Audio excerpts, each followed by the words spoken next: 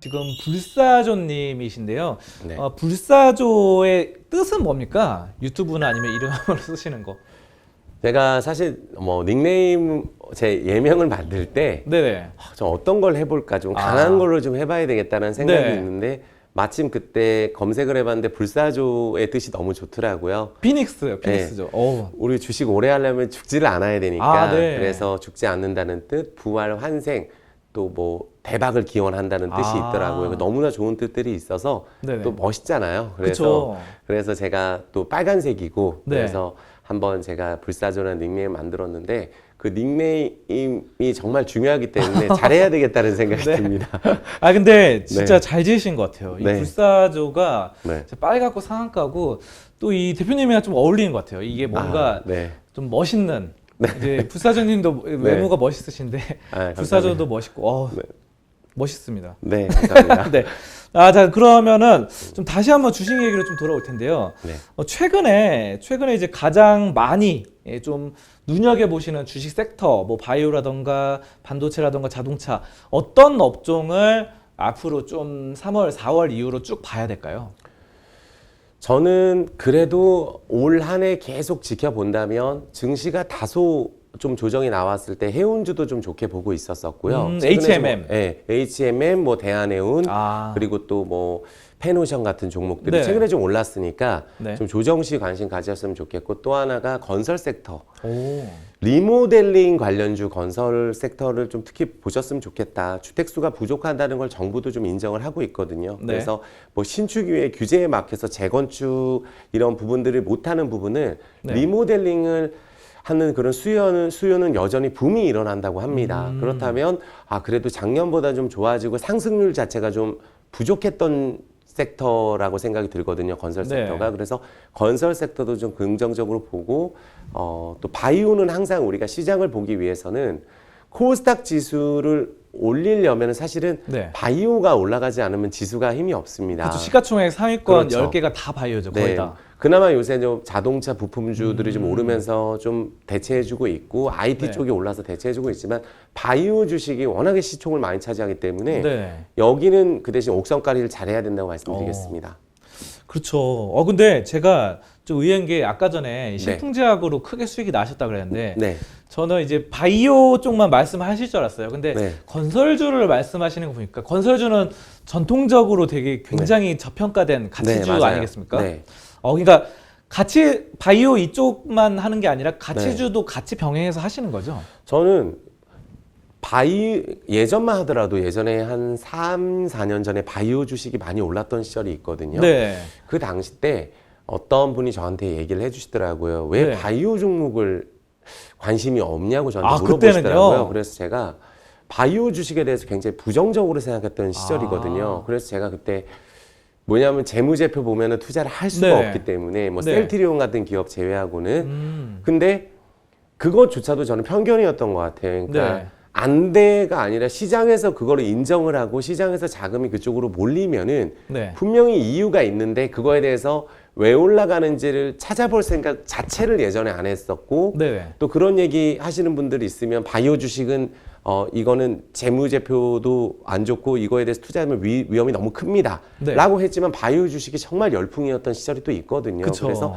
그때의 생각을 하면서 네. 작년 한 해 특히 코로나 시국일 때 네. 뭐 백신주라든지 진단 키트 또 치료제 관련주들이 분명히 어느 정도 뉴스라든지 이런 부분들이 실질적으로 많이 나왔었고 네. 그걸 통해서 많이 오른 종목들이 너무나 많아요. 그래서 그 부분 중에서 나도 한번 그 공부를 한번 해보자라는 관점에서 투자를 했던 것 같습니다. 그 바이오 시장이 이제 계속해서 네. 뭐 고평가 논란이 있잖아요. 네네.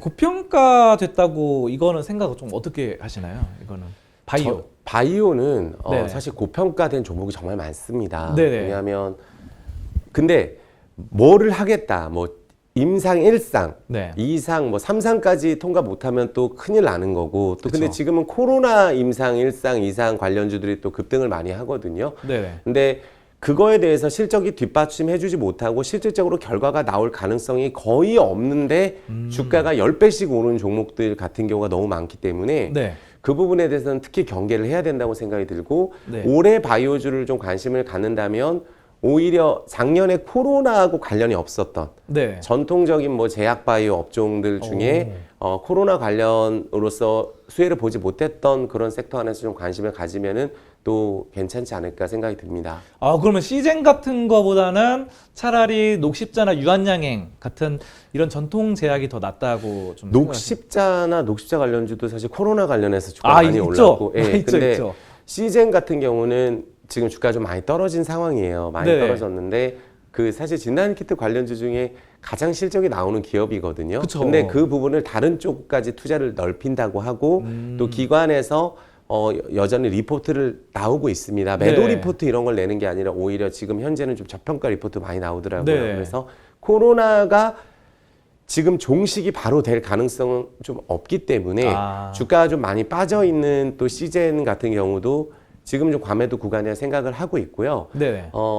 근데 이제 주식이라는 게 항상 역배열이 심해진 종목은 저는 관심을 안 가지셨으면 좋겠어요. 그러니까 추세가 유지가 되고 있는 종목을 해야 요행을 바라지 않을 수가 있는데 네네. 우리가 역배열에서는 한 방을 노리는 거거든요. 네. 그래서 그런 매매보다는 지금도 여전히 추세를 유지하고 어느 정도 주가가 좀 빠지더라도 어느 정도 추세를 유지해주는 그런 정배열 종목들을 좀 관심 가지셨으면 좋겠고, 네. 뭐 제약주 중에는 뭐 차바이오 같은 경우도 오르지 않은 것 같아요. 차바이오 같은 그쵸. 경우도 오르지 않았고, 또 제약바이오 업종이 너무 많기 때문에 그런 종목 안에서 코로나하고 좀 상관이 없었던 부분 안에서 자체적인 임상이 있는 기업이라든지 네. 공부가 많이 필요할 것 같아요. 그런 관련주들을. 그리고 또 치료제 관련 임상이 정말로 승인이 될 수 있는 기업들. 네.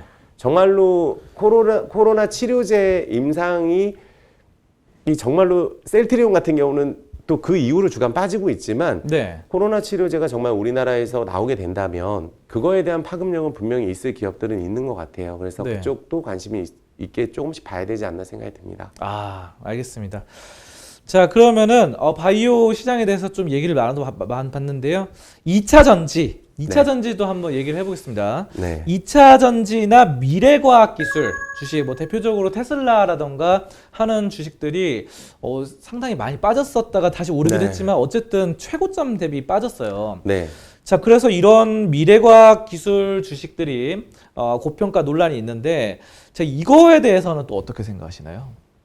어렵죠. 2차 전지 쪽에 대해서 우리가 막연히 투자할 수 있는 시기는 조금 좀 추후에 봐야 된다고 생각이 듭니다. 네. 특히 뭐 첨단 IT, 2차 전지, 뭐 자율주행 쪽은 제가 또 워낙 좋아하는 섹터기도 한데 뭐 기술주 같은 경우에 매출을 내기 시작한 기업이 있지만 여기는 설비 투자가 조금만 늦어진다든지 조금만 뒤처지게 된다면 주가가 정말로 우리가 현재 나온 재무제표를 다 반영하지 못하는 경우도 많거든요. 네. 그래서 거기서 내가 정말로 자유롭고 싶다라고 한다면 정말 그야말로 시가총액 최상위 종목 같은 경우 뭐 SDI라든지 네. LG화학 이쪽 섹터에 대해서 만약에 조정이 좀 나온다면은 차라리 관심을 갖는 게 낫고 그 안에서 뭐 사실 예전만 하더라도 뭐 배터리 업체가 갑이었을 수가 있는데 저는 이제는 완성차 업체가 오히려 또 갑의 위치에 가지 않을까. 너무나 좀 경쟁이 심화된 상황이거든요. 네. 장기적으로 본다면 예전에 IT 쪽도 그랬었던 생각이 나서 네네. 하지만 우리가 뭐 미래 산업에 투자하는 성장주 쪽에 2차 전지를 안 볼 수는 없다고 생각이 듭니다. 하지만 어느 정도 우리가 검증을 분명히 할 수 있는 기업의 중소형주라든지 아니면 대형주 쪽을 오히려 관심을 가졌으면 좋겠고요. 네. 하지만 항상 주가가 연초에 이렇게 급등을 했을 때는 항상 제가 오랫동안 주식 투자해보면 1월, 2월 달에 폭등을 한 섹터가 연말까지 가는 경우는 거의 없었던 적이 많거든요. 네. 그래서 한 2달 정도는 내가 좀 지켜볼 필요가 있다. 특히 테슬라 같은 경우가 정말 많이 올랐거든요. 20배 네. 정도 오르면서 그거와 관련된 2차 전지 관련주들이 우리나라에 정말 많이 올랐거든요. 그러면 네. 테슬라가 지금 변동성이 커지고 만약에 이번이 기술적 반등인지 다시 추세를 돌리기 위한 반등인지는 좀 더 지켜봐야 되겠지만 현재 테슬라의 시총 대비했을 때 가격이 싼 건 아니거든요. 그래서 지금 어느 정도 투기적인 매매 흐름이 좀 나오고 있어서 조금 2차 전지 쪽을 적극적으로 관심이 있으신 분들은 한두 달 정도 마음을 좀 차분하게 갖고 추후에 좀 저점에서 좀 공략하는 게 어떨까 생각이 듭니다. 네, 그 아까 전에 그 또 말씀드리고 싶은 게 추세를 이제 좀 네. 살아나는 걸 보신다고 하셨는데 네. 그럼 거래량은 중요하게 생각하시는지 안 중요하게 생각하시는지 듣고 싶어요. 거래량을 매우 중요하게 생각을 합니다. 네. 근데 저는 이렇게 생각을 해요. 주식 투자를 할 때 네네. 기술적인 지표도 중요하고 네. 왜냐하면 남들이 보는 지표거든요. 그러면 그것도 봐야 되고 네. 기본적인 분석 또 뉴스 또 이 기업에 대한 공부 뭐 이런 부분들 병행이 돼야 된다고 생각이 들거든요. 그러니까 네.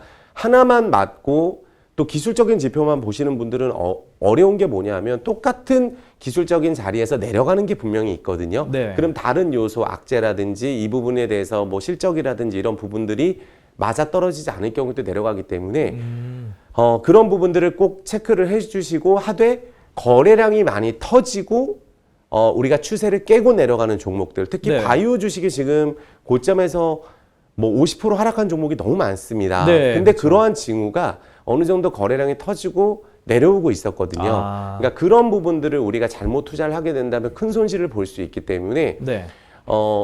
기술적인 지표를 보실 때 그래도 거래량이 많이 터지지 않은 상황에서 또 어느 정도 떨어지면 주식이라는 건 누가 사주는 사람이 있어야 되거든요. 네네. 올라가려면 누가 사줘야 올라가기 때문에 그런 부분들을 좀 지켜주기 때문에 추세가 유지된다고 생각이 되기 때문에 그게 외국인이든 기관이든 뭐 개인이든 다 다르다고 생각이 듭니다. 네네. 그러니까 또 개인들이 많이 매수한 종목을 또 많이 올라가면 연기금 기관이라든지 외국인이 받아주는 경우도 매우 많잖아요. 작년에 코로나 때도 너무나 지수가 올라갈 가능성이 없다고 얘기하신 분들도 셧다운 상황에서 많았거든요. 네. 공장이 멈췄다. 지금도 멈췄죠. 근데 그쵸. 그때는 바닥 그 1,400, 1,500포인트에서는 외국인들은 전부 매도를 하고 있는 상황이고 개인들이 그걸 받았어요. 네. 그래서 증시 격언에 바닥은 개인이 만들고 고점은 기관이 만든다는 그런 격언이 있듯이 꼭 외국인, 기관 이것도 우리가 참고만 해줬으면 좋겠는 게 어떤 종목에서는 개인이 또 주도적인 역할을 하고 어떤 종목은 외국인이 주도적인 역할을 하니까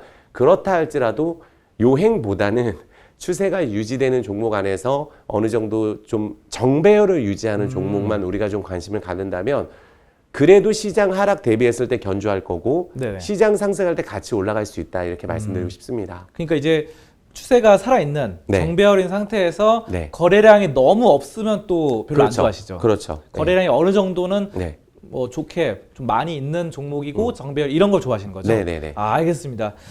자, 그러면은 말씀 많이 나눴는데요. 네. 자, 그럼 가장 중요한 네. 질문을 좀 해보도록 네. 하겠습니다. 2021년 가장 잘 올라갈 수 있는 추천주 딱 하나만 좀 제시를 네. 부탁드리겠습니다. 사실 좀 조심스러운데 네. 누구든지 또 이 영상을 또 시청하시는 분들께 그래도 제가 누를 끼치면 안 되기 때문에 그쵸. 대형주를 좀 하나 준비를 해봤어요. 네네. 현대 엘리베이를 한번 준비를 해봤습니다. 네. 그래서 많은 분들이 현대 엘리베이 하면 경협주라고 생각을 하시거든요. 남북경협주. 그렇죠. 근데 현대 롯데임이 최근에 경협주로 오른 부분들이 아니고 또 건설주도 예전에는 어떻게 본다면은 경협주로 편입이 돼 있었던 네. 부분들을 이제는 탈피하고 뭐 대우건설도 그렇고 현대건설, GS건설 굉장히 주가가 좀 많이 올랐거든요. 네네. 근데 현대 엘리베이가 사실 리모델링 규제가 완화가 되고 이 관련주 또 건설업황에도 들어갈 수 있는 섹터임에도 불구하고 예전마대로 남북경협주에 편입이 되다 보니까 시총 상위주에서 좀 제외가 된 것 같아요. 그러니까 네네. 수급은 들어오는데 주가의 탄력성이 좀 떨어지고 오르지를 못한 것 같거든요. 네. 그래서 최근에 재건축 대신 리모델링 붐이 일어나고 있고 뭐 또 노후주택, 저층주택, 노후아파트 리모델링이 늘어나고 있고 뭐 엘리베이터 본업 같은 경우도 이제는 교체 주기가 좀 많이 왔다고 하니까 이 부분에 대해서 노후된 승강기 교체라든지 리모델링 수요가 좀 늘어난다면 또 국내 주택 분양이 작년부터 회복세이면서 이 부분을 본다면 대형주 중에 순환매 관점에서 최근에 또 금융주가 오르고 있듯이 네네. 좀 부각을 못 받지 않았나 싶어서 아직까지는 큰 거래가 많이 터지지 않고 추세가 아직 우상향임에도 불구하고 아직까지는 거래가 터지지 않아서 올해 조금 보시면은 괜찮지 않을까 생각이 듭니다. 네, 잘 들었는데요. 그 남북경협주는 네. 최근에 뭐 그렇게 좋지는 않은데 혹시 네. 남북경협주가 전체적으로 이 섹터가 살아날 네. 가능성은 또 어떻게 봐야 될까요? 그러니까 남북 경협주가 섹터가 살아날 가능성도 분명히 있습니다. 그쵸, 예. 있는데 네네. 이 경협주 투자가 정말 어려운 게 뭐 실적의 이런 부분들 말고 만약에 이 대북 경협 또 교역이라든지 이런 부분이 실질적으로 일어나게 된다면 수혜를 보는 게 틀림없거든요. 네. 정부의 수혜를 받아서 실적이 나오는 거기 때문에 근데 지금 그러한 분위기가 아직까지는 좀 감지가 되지 않아서 네. 정협주는 그야말로 정말 테마로 봐야 되거든요. 아, 그렇죠. 그러면 뭔가 뉴스가 나오면은 뭐 또 상한가도 기록을 하고 하지만 네. 지금 우리나라 증시에서 지수가 좀 변동성이 있고 네. 또 최근에 오히려 그 하락장이 만약에 온다면 그럴 때 오히려 움직일 가능성이 있다고 보고 있고요. 지금은 아직까지는 또 뚜렷한 이런 사인이 나오지 않지 않았나 생각이 듭니다. 네, 어쨌든 그 현대 엘리베이 같은 경우는 남북 경협주랑 지금은 상관없이 네. 회사 자체의 가치가 좀 좋기 네. 때문에 좀 네. 관심 깊게 지켜보시는 것 같고요. 저희가 많은 말씀 나눴는데요. 이제 마지막으로 좀 말씀을 드려야 될 것 같아요. 이제 시청자 여러분들께 주식 투자는 꼭 이렇게 해야 된다, 꼭 이렇게 해야 된다 한 말씀 좀 부탁드리겠습니다. 저는 꼭 이 말씀을 드리고 싶습니다. 주식 투자는 그래도 우리가 재기가 가능한 수준에서 좀 리스크 관리를 해야 된다고 저는 생각을 합니다. 물론 우리가 또 포트폴리오를 나누지 않고 한 바구니에 담았을 경우에 결과가 좋은 경우도 많이 있지만 정말로 운이 많이 따라야 되는 게 있고 정말 주식 잘하시는 분들은 노력을 하시는 분이라고 생각이 들어요. 그러니까 예전만 하더라도 아예 시장에서 지금 올라가는 섹터가 이렇게 있음에도 불구하고 관심이 없고 내 것만 보고 이렇게 한다기보다는 주식이 이제 보통 과열 구간에서 급등한 상황에서 열광을 하고 그때부터는 떨어질 때 주식을 모으시는 분들이 많거든요. 근데 저는 그렇게 하지 않으셨으면 좋겠고 오히려 많이 오르지 않은 종목 안에서 좀 내용이 괜찮고 기업의 가치가 있는 기업들을 추세 매매에서 조금씩 모아주고 섹터를 좀 나누어서 포트폴리오로 꼭 하셨으면 좋겠고 많은 분들이 주식 투자를 한번 매수하고 손절을 못 하세요. 근데 내가 어느 정도 성향에 따라서 나는 내가 이거 여윳돈이고 안 볼 수 있다. 그러면 상관이 없지만 대다수 투자자분들은 주식 투자하면서 보게 돼 있습니다. 네. 그러면 가치 투자를 할 때도 조금 어느 정도 위험한 상황에서 주가 급등한 상황에서 내려올 때 가치를 보면 매우 저평가거든요. 주가가 그래서 올랐다고 보고 있기 때문에 오히려 오르지 않았을 때 항상 좀 관심을 가져주시고 노력을 해주신다면 포기하지 않으셨으면 좋겠고 또 분명히 주위에 저는 잘하시는 분들이 많다고 생각을 해서 네. 그분들한테 저도 배우려고 많이 노력을 해요. 분명히 제가 모르는 부분들을 또 대입을 하셔서 잘하시는 분들이 분명히 계시거든요. 네. 그래서 또 성향이 바뀌지는 않을 것 같아요. 내 성향도 내가 만약에 성격이 급한 성격이고 또 내가 또 당장 뭐 노후 자금이라도 1년 뒤에 쓸 돈이라든지 6개월 뒤에 쓸 돈이라든지 10년 뒤에 쓸 돈이라든지 다 사람마다 성향이 다른데 왜 너는 장기 투자 안 했냐 이렇게 얘기하는 건 또 그것도 틀린 말이거든요. 그래서 항상 내가 성격이 급한 성격인지 내가 뭐 10% 수익에 만족하는 성격인지도 잘 한번 본인 스스로한테 질문을 해보시고 답을 얻는다면 내 성향에 맞게 공부를 해주신다면 누구든지 성공을 할 수 있다고 생각이 듭니다. 네, 말씀 잘 해주셨고요. 제가 오늘 이 불사조님과 대화를 네. 해보니까 네. 급등주면 급등주, 네. 뭐 가치주면 가치주, 장기 투자면 장기 투자 다 잘하시는 것 같습니다. 단타면 단타. 자, 근데 급등주는 제가 요 말씀 꼭 드리고 싶어요. 네. 급등을 많이 했을 때 따라 들어가는 것은 좀 위험하다고 꼭 말씀드리고 추격 매수는 안 싶고 하는 추격 게. 매수를 만약에 안 한다면 잃지는 않으니까 네. 그래서 오히려 급등을 한 거에 대해서는 항상 추격 매수하는 거는 안 하셨으면 좋겠습니다. 네, 이제 마칠 시간이 된 것 같습니다. 오늘 불사조처럼 죽지 않는 투자, 주식 투자 많이 말씀해 주셔서 귀한 시간 내주셔서 뜻깊은 시간 가졌고요. 오늘 이 시간 여기까지 듣도록 하겠습니다. 불사조 이정복 대표님과 함께했습니다.